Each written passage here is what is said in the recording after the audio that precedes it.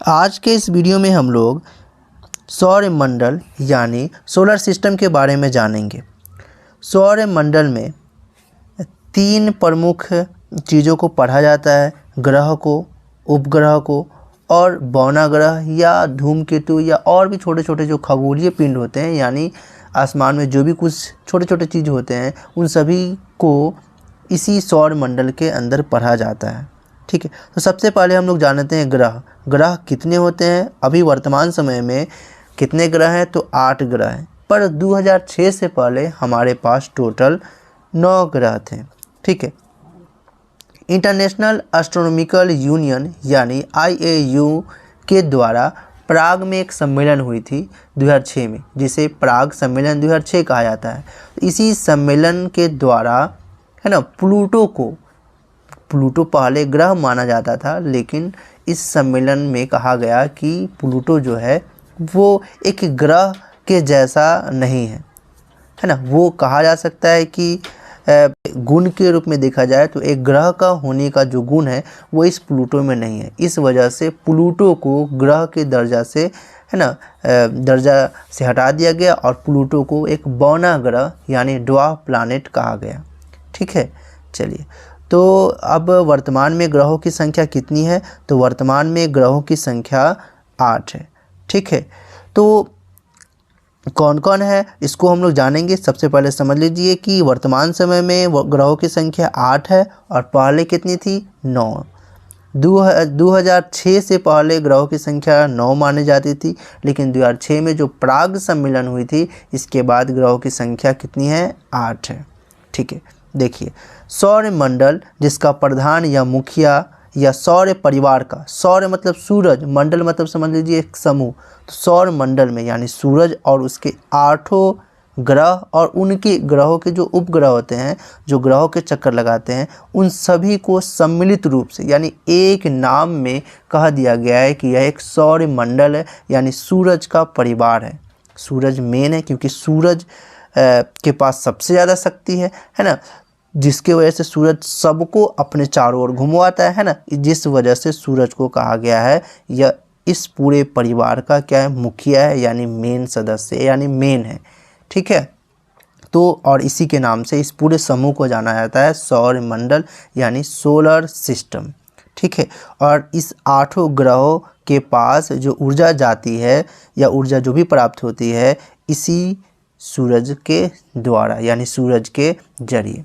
सूरज क्या है, एक प्रकार का तारा है और पृथ्वी क्या है, एक ग्रह है। तो तारा और ग्रह में क्या अंतर होता है, देखिए, सूरज भी आसमान में दिखाई देने वाली एक क्या है, पिंड है, यानी एक बड़ा सा मान लीजिए गोला है ना।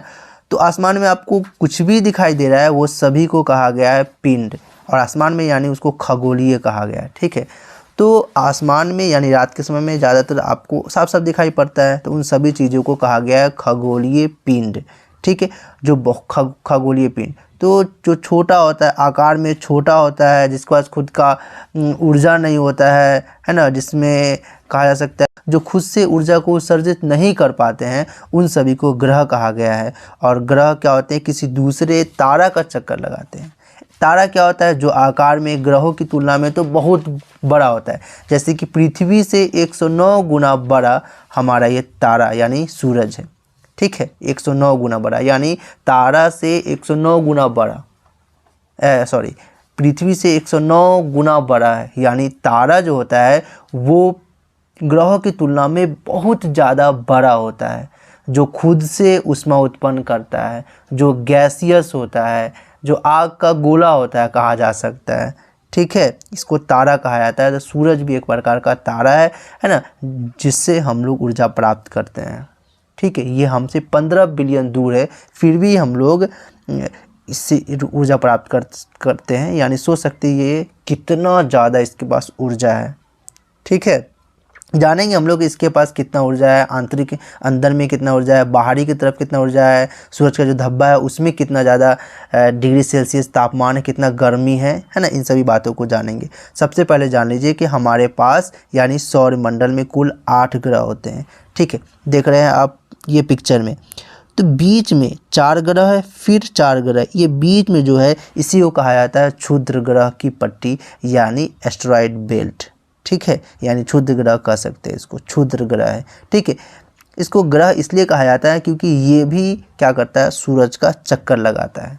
ठीक है, चलिए, असल में यह इन्हीं सभी ग्रहों से टूट टूट के ये बना हुआ है। ठीक है, वास्तविक रूप में इसको एस्टेरॉयड बेल्ट कहा जाता है। एक बेल्ट है यानी एक पट्टी है जो ग्रहों की तरह सूरज का चारों तरफ से चक्कर लगाती है, अपने ही जगह पर, अपने एक्सिस पे, अपने ही पॉइंट पे रह के, है ना, और एक निश्चित रास्ते यानी पथ पे वो चक्कर लगाती है ना, जिस वजह से इसे कहा गया है ये एक ग्रह है। मतलब ग्रह क्या होते हैं, जो अपने अक्ष पे ही रह के और या फिर अपने ही रास्ते पे, दूसरे मतलब इधर उधर न भटक के, यानी अपने ही एक्सिस पे चारों तरफ घूम के सूरज का चक्कर लगाता है, उसी को क्या कहते हैं, ग्रह कहते हैं। तो ग्रहों की इसमें कुछ कुछ गुण है, इस वजह से इसको कह दिया गया है कि ये क्या है, एस्टेरॉयड बेल्ट है यानी क्षुद्र ग्रह है।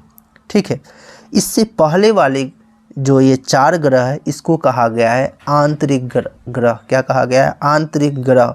और इनसे आगे के जो 4 ग्रह है जो दिख रहा है पिक्चर में, इन चारों ग्रहों को कहा गया है बाहरी ग्रह यानी आउटर प्लैनेट्स, और पहले वाले को कहा गया है इनर प्लैनेट्स। ठीक है, इनर प्लैनेट्स जो होते हैं उसको कहा गया है रॉकी प्लैनेट यानी वो पथरीला ग्रह है, और आउटर प्लैनेट जो होते हैं वो गैसियस प्लैनेट होते हैं। ठीक है, इन चारों का नाम क्या है, यानी इनर का जो 4 ग्रह है उसका नाम क्या है और आउटर का 4 ग्रह उसका नाम क्या है। याद करने का एक आसान सा पैटर्न आप मन में सोच लीजिए। पहले का जो 4 है उसको बोलेंगे एम वेम, और इस क्षुद्र ग्रह के बाद का जो 4 है उसको बोलेंगे जे सन।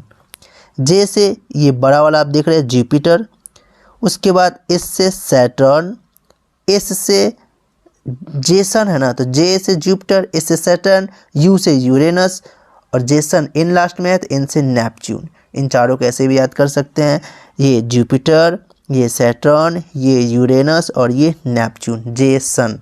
और पहले वाले को यानी इनर प्लैनेट्स को क्या बोलेंगे, यानी आंतरिक ग्रह को क्या बोलेंगे, एम वेम।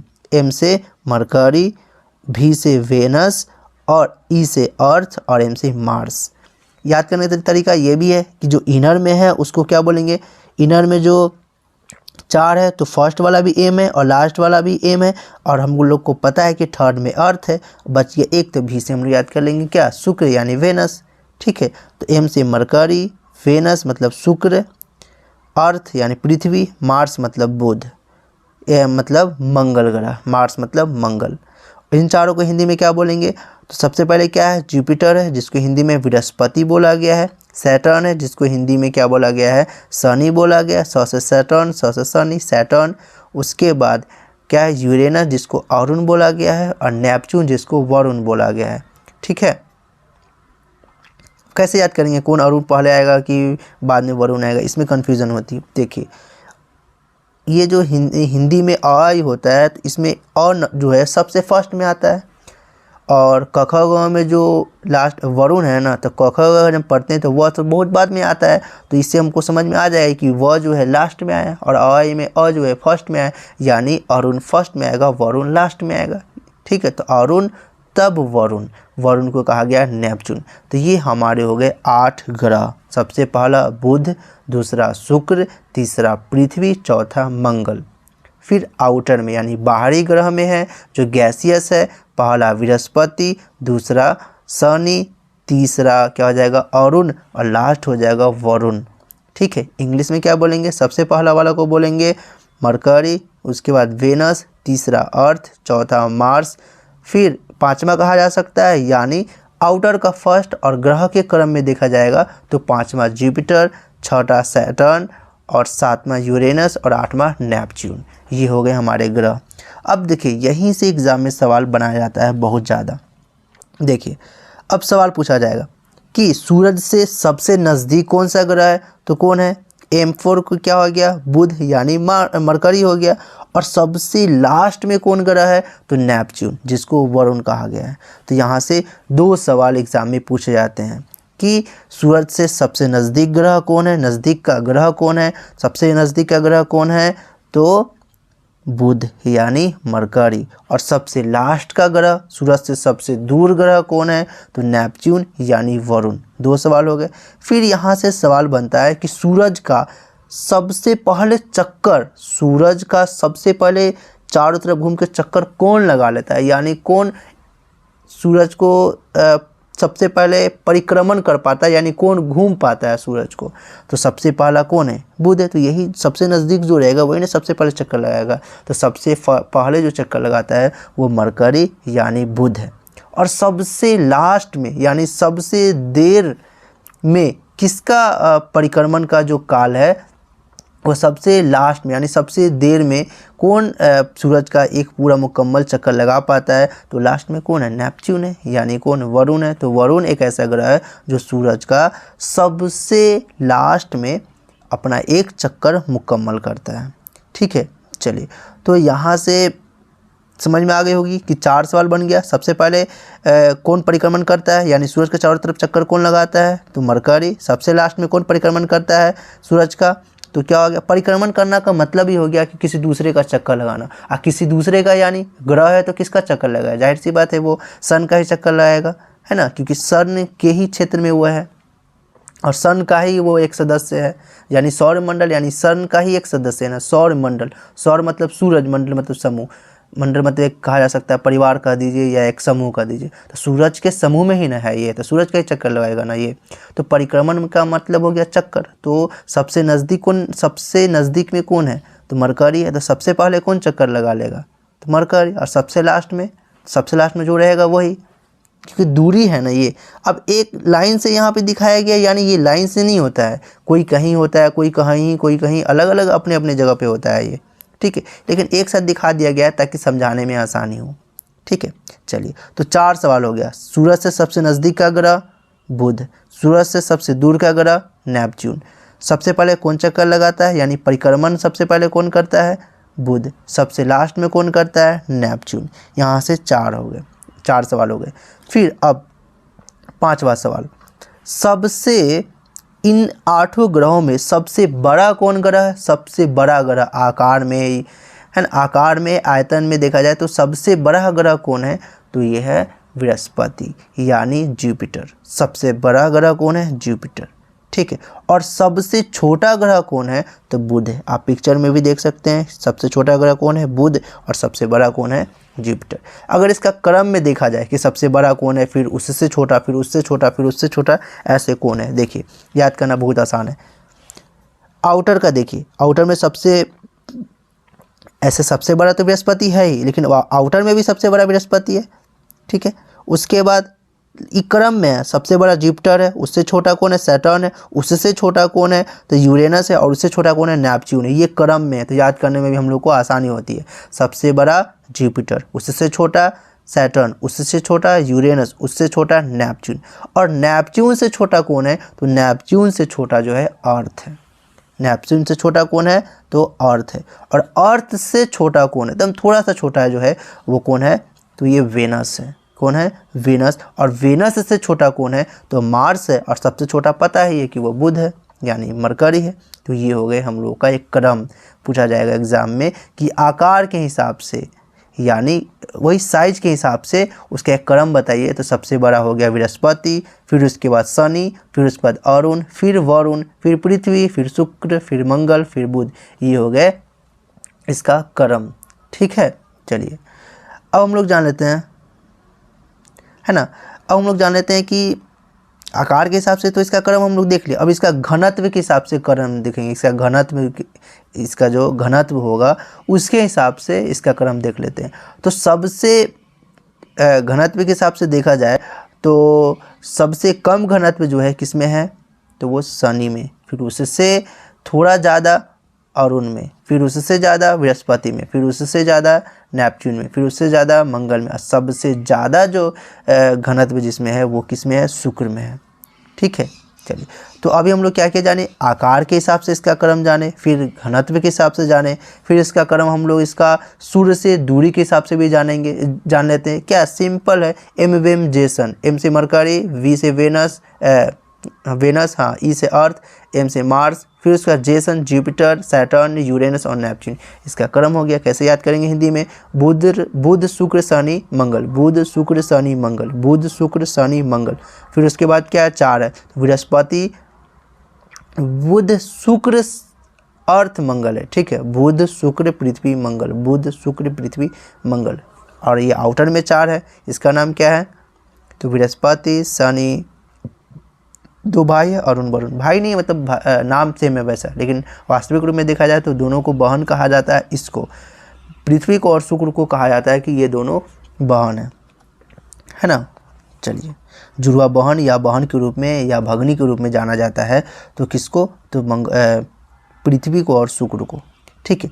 चलिए, अब हम लोग जान लेते हैं कि परिक्रमण जान तो लिए कि परिक्रमण के हिसाब से सबसे पहले चक्कर कौन लगाता है? सबसे पहले तो बुध, सबसे लास्ट में वरुण यानी नेपच्यून। पर इसका क्रम के रूप में देखा जाए, क्रम मतलब सबसे पहले तो बुध लगा लिया, फिर उसके बाद कौन लगाएगा? फिर उसके बाद सबसे लास्ट में तो अरुण लगाएगा। तो इसके क्रम के रूप में देखा जाए तो सबसे पहले जो चक्कर लगा लेगा फर्स्ट नंबर पे वह है बुध, सेकेंड नंबर में जो है वो है शुक्र, थर्ड नंबर पे जो है वो पृथ्वी, फोर्थ नंबर पे जो है मंगल, और फिफ्थ पे जो है बृहस्पति, और सिक्स्थ पे जो है वो, सिक्स्थ मतलब वही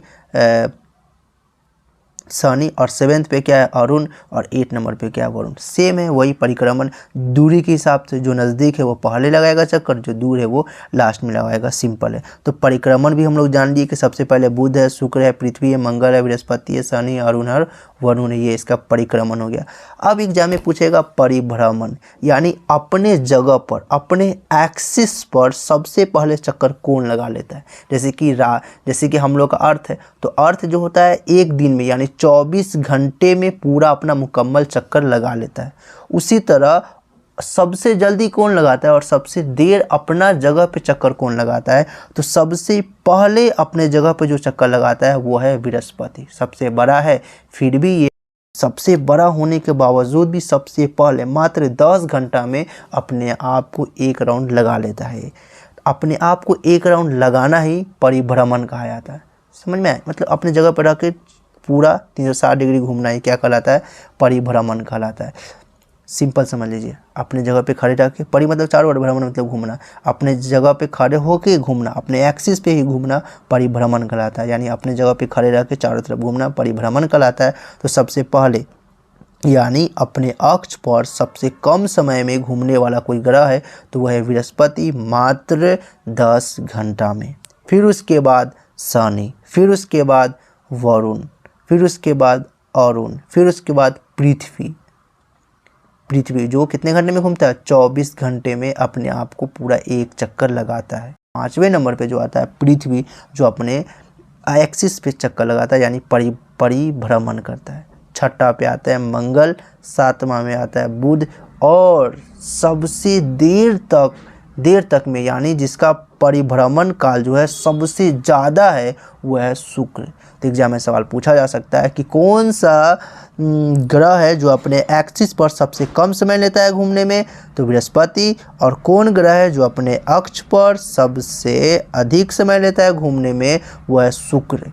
अब देखें ना, ये अपने अक्ष पर ही घूमने में लगाता है 243 दिन, लगभग 243 दिन। तो एग्जाम में सवाल पूछा जा सकता है कि कौन ग्रह है जो अपने एक्सिस पे यानी अपने अक्ष पर सबसे अधिक समय लगाता है घूमने में? वह है 243 दिन यानी शुक्र ग्रह। ठीक है, तभी हम लोग क्या क्या जाने? सबसे पहले जाने कि आंतरिक ग्रह क्या है, बाहरी ग्रह क्या है, जो 4 है। ठीक है, आकार के हिसाब से इसका क्रम देखें, घनत्व के हिसाब से देखें, फिर उसके बाद सूर्य से दूरी के हिसाब से देखें, द्रव्यमान के हिसाब से देखें, परिक्रमण के हिसाब से, परिभ्रमण के हिसाब से। अब हम लोग इसके झुकाव के हिसाब से देखते हैं। ठीक है, इसका झुकाव जो है ना, तो चलिए, तो सबसे कम झुकाव जो है, जैसे कि हम लोगों का हमारा जो पृथ्वी जो है, हमारा जो अर्थ जो है वो अपने जगह पे झुका हुआ है। ठीक है, 23.5 डिग्री अपने जगह पे झुका हुआ है। ठीक है, उसी तरह और सब ग्रह भी है कितना झुका हुआ है, या कहा जा सकता है सबसे कम कौन झुका हुआ है? तो कहा जा सकता है कि सबसे कम शुक्र है, फिर उसके बाद बृहस्पति है, फिर बुध है, फिर पृथ्वी है, फिर मंगल है, फिर शनि है, फिर वरुण है, फिर अरुण है। ये ऐसे ग्रह है जो अपने एक्सिस पर सबसे सबसे कम झुका हुआ है शुक्र और सबसे ज़्यादा जो झुका हुआ है अपने एक्सिस पे वो है अरुण। ठीक है, जिसका झुकाव है वो क्या है, अरुण सबसे अधिक है और सबसे कम शुक्र है। चलिए अब हम लोग देख लेते हैं कि और भी बहुत सारे सवाल है। ठीक है, अब हम लोग देख लेते हैं कि कौन सा देखिए ग्रहों का और तारों का दोनों का घूमने का जो अपने जगह पे जो घूमता है, या देखा जाए तो जो सूर्य का जो चक्कर लगाता है, ग्रह जो सूरज का चक्कर लगाता है तो किस दिशा में चक्कर लगाता है। ग्रहों का परिक्रमण दिशा पश्चिम से पूरब, तारों का परिक्रमण दिशा पूरब से पश्चिम। लेकिन दो ऐसे ग्रह हैं जो तारों की तरह यानी पूरब से पश्चिम की तरह घूमते हैं, जिसका नाम है शुक्र और अरुण। ठीक है, चलिए अब हम लोग जान लेते हैं। बहुत सारे सवाल हैं लेकिन काफ़ी लंबी वीडियो हो रही है, जिसकी वजह से हम लोग बस कुछ ही सवाल और देख लेते हैं। देखिए सभी ग्रहों के पास उपग्रह है। सभी ग्रहों के पास क्या है, उपग्रह। यानी ग्रह तो चक्कर लगाया सूरज का चक्कर, यानी तारा का चक्कर लगाने वाले को ग्रह कहते हैं। और ग्रहों को भी चक्कर लगाने वाला जो होता है उसको उपग्रह कहा जाता है। उपग्रह क्या होते हैं, ये एक मैन-मेड भी होते हैं और नेचुरल भी होते हैं। मून हमारा एक ग्रह उपग्रह है, यानी हमारे पृथ्वी का चक्कर लगाता है, तो ये नेचुरल है। लेकिन यहाँ से भी लोग साइंटिस्ट लोग भेजते हैं जो हमारे अर्थ का चक्कर लगाता है, जिसको कहा जाता है मैन-मेड सैटेलाइट, और एक नेचुरल सैटेलाइट होता है। तो मून क्या है, एक प्राकृतिक सैटेलाइट है। ठीक है, चलिए तो अब हम लोग देख लेते हैं कि कौन ग्रह है जिसके पास कोई उपग्रह नहीं है। तो दो यहाँ पे सवाल है, बुध और शुक्र। दो मतलब है दो ऐसे ग्रह है जिसके पास कोई उपग्रह नहीं है, तो ये दोनों एक ही साथ है, बुध शुक्र। सीरियल नंबर में है ना बुध शुक्र, तो ये दोनों के पास क्या है, ग्रह नहीं है। बुध और शुक्र के पास, पृथ्वी के पास क्या ग्रह है, हाँ पृथ्वी के पास ग्रह है। क्या एक ग्रह है, नेचुरल एक ग्रह है। ठीक है, क्या है, चांद एक ग्रह है। और कौन कौन ग्रह है जिसके पास एक भी उपग्रह नहीं है, तो बुध और शुक्र के पास एक भी उपग्रह नहीं है। लास्ट हम लोग बात जान लेते हैं कि दो ऐसे ग्रह हैं जिसको हम लोग अपनी खुली आंखों से नहीं देख सकते, है ना। कौन कौन ग्रह है, तो लास्ट का दो ग्रह। खुली आंखें से कहने का मतलब बिना उस पर दूरबीन या कुछ भी बिना लगाए उसको नहीं देखा जा सकता है। लास्ट का कौन है, तो यू और एन यानी यूरेनस और नेपच्यून, दो ऐसे ग्रह हैं जिसको हम लोग बिना यानी नंगी आंखों से यानी बिना कुछ लगाए उसको नहीं देख सकते। इसके अलावा जो 6 ग्रह है उसको हम लोग देखा जा सकता है। तो कौन ग्रह है जिसको नंगी आंखों से देखा जा सकता है, तो ये शुरू का 6 ग्रह। और किसको नहीं देखा जा सकता, तो लास्ट का 2 यानी यूरेनस और नेपच्यून यानी दोनों भाई अरुण वरुण को नहीं देखा जा सकता। इसका पार्ट 2 में हम लोग देखेंगे। ये इस वीडियो को यहीं रहने देते हैं और पार्ट 2 में देखेंगे कि सबसे बड़ा ग्रह छोटा ग्रह तो देख लिए, सबसे बड़ा उपग्रह कौन है, सबसे छोटा उपग्रह कौन है, सबसे भारी ग्रह कौन है, हल्का ग्रह कौन है, सबसे ठंडा ग्रह कौन है, हल्का ग्रह कौन है। फिर उसके बाद हम लोग देखेंगे कि सबसे चमकीला ग्रह कौन है, पीला ग्रह कौन है, हरा ग्रह कौन है, काला ग्रह कौन है, नीला ग्रह कौन है ना। और भी बहुत सारे सवाल है जो एग्ज़ाम में सवाल पूछे जाते हैं इनसे, है ना। हम लोग देखेंगे कि सर्वाधिक चुंबकीय यानी चुंबक का मैग्नेटिक फील्ड वाला ग्रह कौन है। ठीक है, चमकीला तारा कौन है, सबसे तप्त वाला ग्रह कौन है, सबसे तापांतर वाला ग्रह कौन है, सर्वाधिक तापांतर वाला ग्रह कौन है। ठीक है, पृथ्वी का पुत्र किसे कहा जाता है, जीवाश्म ग्रह कौन है, सूर्य जो है वो क्या है, मतलब सूर्य का जो तापमान के बारे में हम लोग जानेंगे। रात की रानी किसे कहा जाता है, चंद्रमा क्या है, दूरबीन द्वारा पाया जाने वाला सबसे प्रथम ग्रह कौन है। ठीक है, तो इन सभी बातों को हम लोग नेक्स्ट वीडियो में हम लोग देखेंगे। ठीक है, चलिए thank you so much for watching video.